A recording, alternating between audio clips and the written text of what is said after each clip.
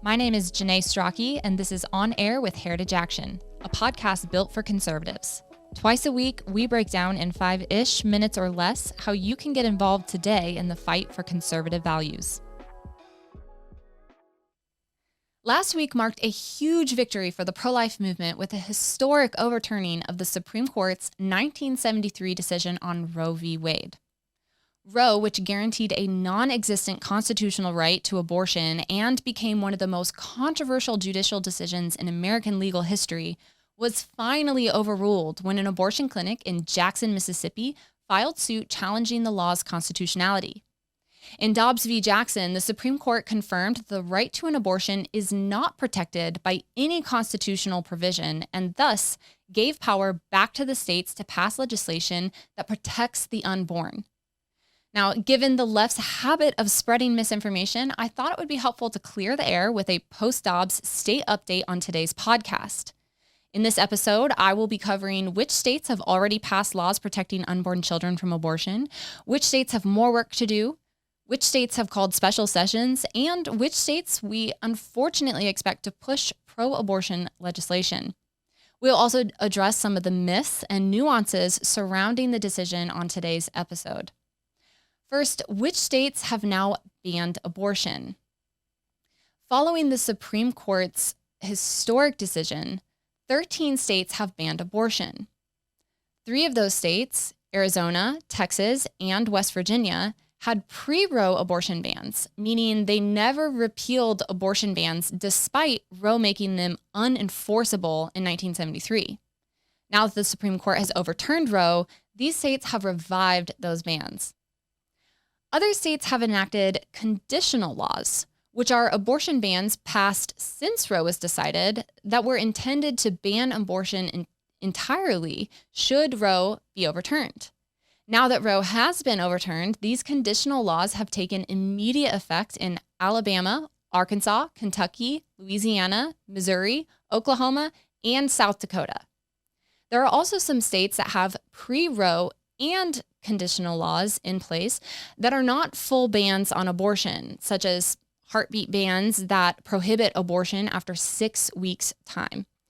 States with heartbeat bans in effect include Texas, Tennessee, Ohio, and South Carolina. In 3 states, Utah, Louisiana, and Texas, courts have blocked the state's conditional laws due to pro-abortion activist lawsuits. However, in Alabama, Arkansas, Kentucky, Missouri, Oklahoma, and South Dakota, the bans still stand. Another 6 states have conditional laws that go into effect soon. Those states are Mississippi, Arizona, Tennessee, Idaho, North Dakota, and Wyoming. So, which states have more work to do? Several states have taken important steps to ensure that there are strong pro-life laws on the books, but there is more work that can be done. We expect many pro-life states will take additional action to address chemical abortions and other pro-life measures. In states like Indiana, Nebraska, New Hampshire, Ohio, and South Carolina, there is more work to be done to ensure the lives of the unborn are protected. In Georgia, a 6-week heartbeat bill is pending approval in the courts. States like Indiana, Nebraska, Pennsylvania, North Carolina, and New Hampshire have laws that only ban abortion after 20, 22, and 24 weeks. These states should immediately take action to pass stronger pro-life laws. Okay, so which states have already called special sessions to address these?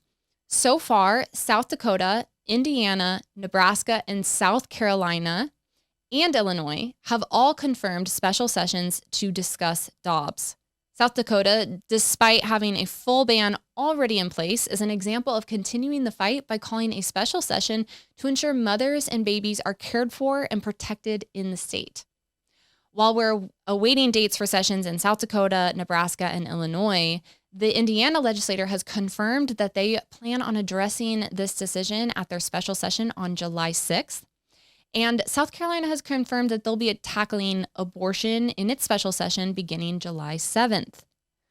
Now, unlike other states anticipating special sessions, I do want to highlight that Illinois' governor is calling for a special session to discuss pro-abortion measures in an attempt to make Illinois a, quote, sanctuary state for abortion. In Florida, state legislators are adopting a wait-and-see approach to a special session. Special sessions to address pro-life legislation have been floated in Ohio, Georgia, and South Carolina, though no governor in these states have taken concrete action just yet.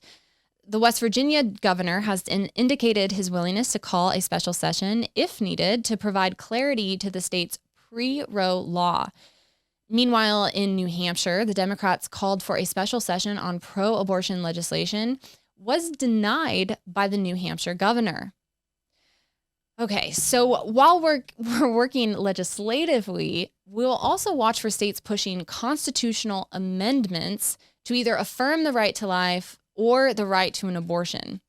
Two states, Kansas and Kentucky, both already have constitutional amendments on their ballot, which we should see play out August 2nd in Kansas and November 8th in Kentucky. Continuing the fight for life, which states is it that we expect to work on pro-abortion legislation?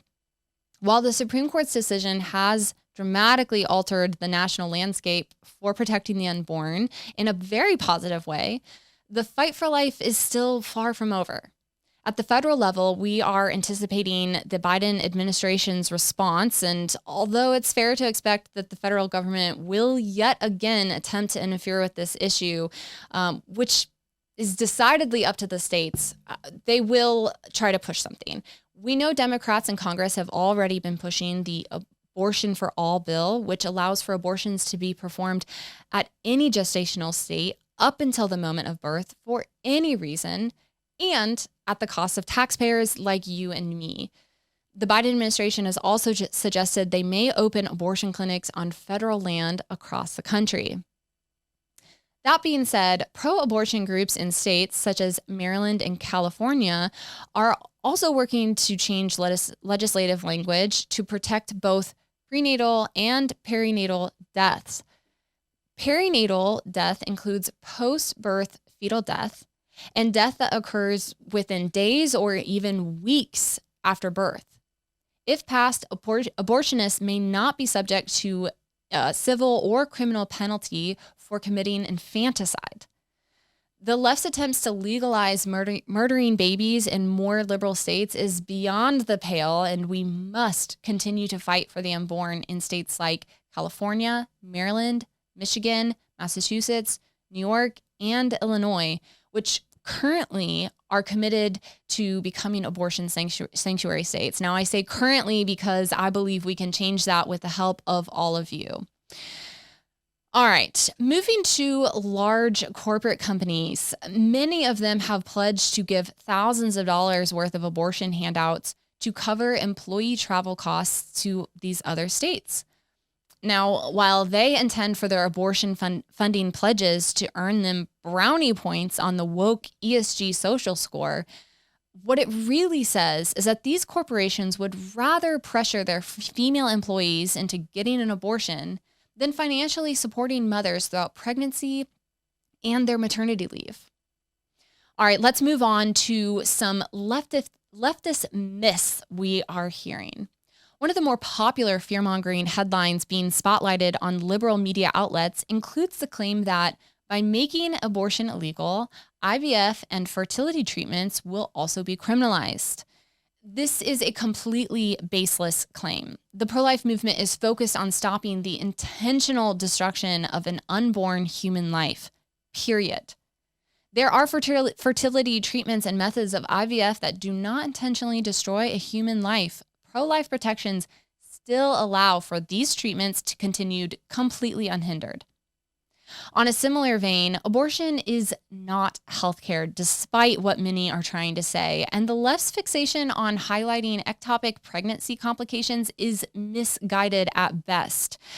Even Planned Parenthood's website confirms that ectopic pregnancies are not abortions, as they are often treated through a different, usually laparoscopic surgical procedure. Women everywhere are still able to receive treatment for life-threatening medical emergencies and miscarriages. Another rare circumstance receiving extensive media attention for instances of abortion due to rape or incest. These are horrific crimes, which should be prosecuted at the fullest extent of law. Abortion, however, is not the answer. Not only does abortion deprive an innocent child of his or her right to life, it advances the cycle of violence by providing an avenue for perpetrators to evade legal consequences.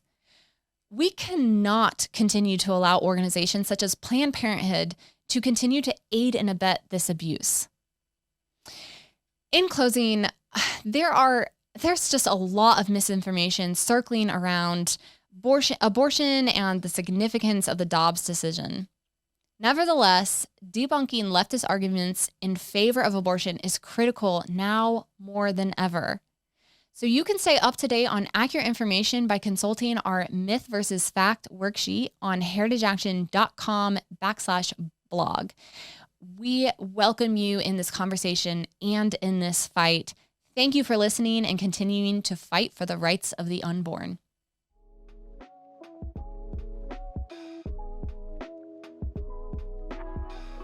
That's it for another episode of On Air with Heritage Action. Thank you for tuning in. If you like what you heard in today's episode, please click the follow button. If you want to receive a text message each time a new episode airs, text podcast to 51776 and you'll never miss an episode. That's podcast to 51776.